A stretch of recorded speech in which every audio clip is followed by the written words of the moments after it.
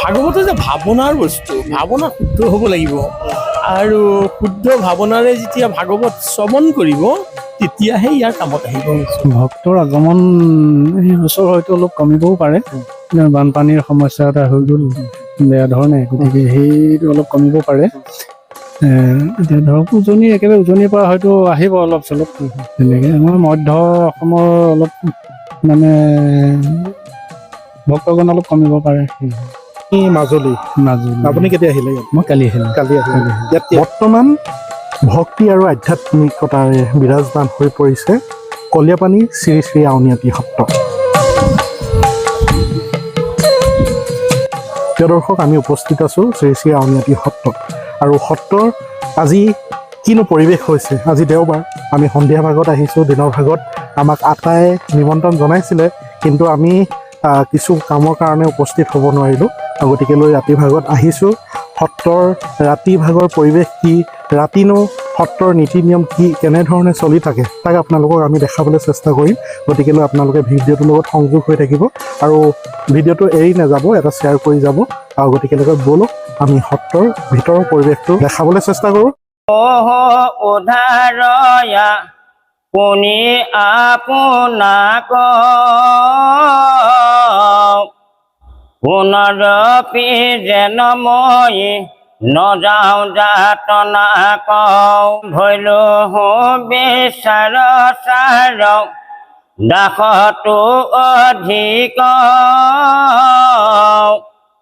মই অধৰ্মৰ জীৱ নতো ধিক ধিক। আজি হৈছে দেওবাৰ আৰু দেওবাৰ ঠিক সন্ধিয়া 7 বজাৰ লগে লগে সত্ৰত নিয়ম নীতিয়ে আৰম্ভ হয় ভাগৱত পাঠৰ অনুষ্ঠান। এতিয়া ভাগৱত পাঠ চলি আছে। এবে কৃষ্ণ কীৰ্তনে কৰিব চিত্ত সোধে। ভাগৱত পাঠৰ কিছু মুহূৰ্ত আপোনালোকৰ মাজলৈ আমি আগবঢ়াই দিয়াৰ চেষ্টা চলাই আছোঁ। নীতিসমূহ কিদৰে চলি থাকিব মাহজোৰাকে, প্ৰভু এতিয়া সত্ৰৰ গোটেই মাহজোৰা নাম প্ৰসংগ চলি থাকিব, নীতি নিয়মবোৰ কেনেদৰে চলি থাকিব? হয়, ৰাতিপুৱা আমাৰ প্ৰাতঃ মানে কৰ্মখিনি কৰাৰ পিছতেই ভগৱন্তৰ নাম কীৰ্তন চলে, সিফালে মহাপ্ৰভুৰ স্নান চলে, পূজা চলে, তাৰপিছতে বৰনাম চলে, বৰনামৰ পিছতে আমাৰ পালনাম চলে, পালনামৰ পিছতেই মহাপুৰুষ মাধৱদেৱৰ মানে ঘোষা পাঠ হয় আৰু তাৰপিছতে ৰাইজৰ ফালৰ পৰা দিহানাম চলে। এতিয়া কিবা কম্পিটিশ্যন টাইপত হৈছে নেকি, প্ৰতিযোগিতামূলক?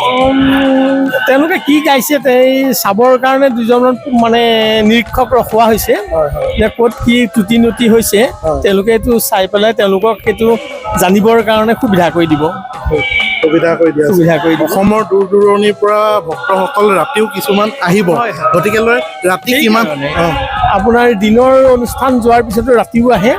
ৰাতি অহাৰ কাৰণে আমি ইয়াত ভাগৱত পাঠ ৰাতি আয়োজন কৰিছোঁ 10টা বজালৈকে। 10টা বজালৈকে হয়।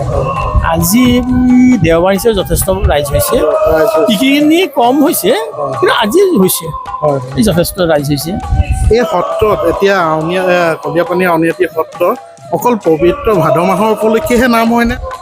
আমাৰতো আউনীআটী সত্ৰৰ 17খন ব্ৰাঞ্চ আছে, প্ৰতি ব্ৰাঞ্চতেই মানে নাম প্ৰসংগ, মহাপুৰুষ স্নান, এইখিনি দৈনন্দিন যিখিনি কৰ্মখিনি চলি থাকে।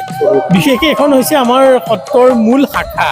এই শাখাটো আপোনাৰ নাম প্ৰসংগ বা মহাপুৰুষ স্নান, ভাওনা, দিনতীয়া সভা, পালনাম এনেকৈ চলি থাকে। এতিয়া ভক্তসকলক আপোনাৰ কি আহ্বান জনাব? আমি আহ্বান জনাইছোঁ যাতে পবিত্ৰ ভাদ মাহত সংস্কৃত ভাগৱত পাঠো চলি আছে। আমাৰ বৰ্তমান সত্ৰাধিকাৰ প্ৰভু ঈশ্বৰে ভাগৱত ব্যাখ্যা কৰে।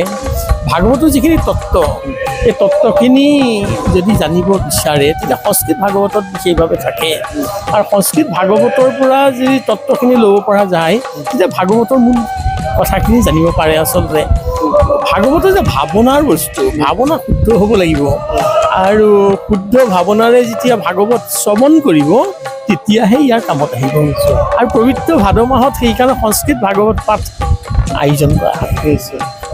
নিশ্চয় ধন্যবাদ। আমি প্ৰভুৰ পৰা যথেষ্টখিনি আপোনালোকক বাৰ্তা দিবলৈ আমি চেষ্টা কৰিম।